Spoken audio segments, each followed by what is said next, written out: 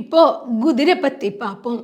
எப்படின்னாக்கா நம்மளுடைய வண்டிக்கு என்ன வச்சுருப்போம்?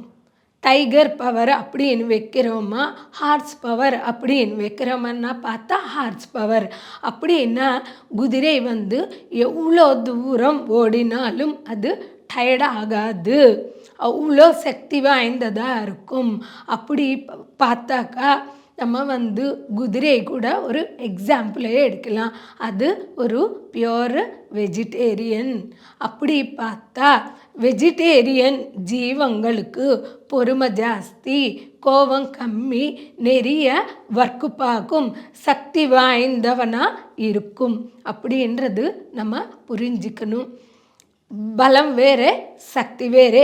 சக்தி இருந்தால் பலம் இருக்கும், பலம் இருந்தால் சக்தி இருக்கணும்னு அவசியம் கிடையாது.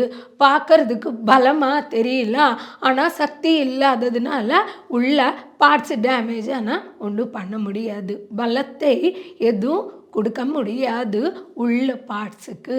அதனால் இதெல்லாம் புரிஞ்சுக்கினி நம்ம சைவ உணவாளர்களாக இருக்க வேண்டும்.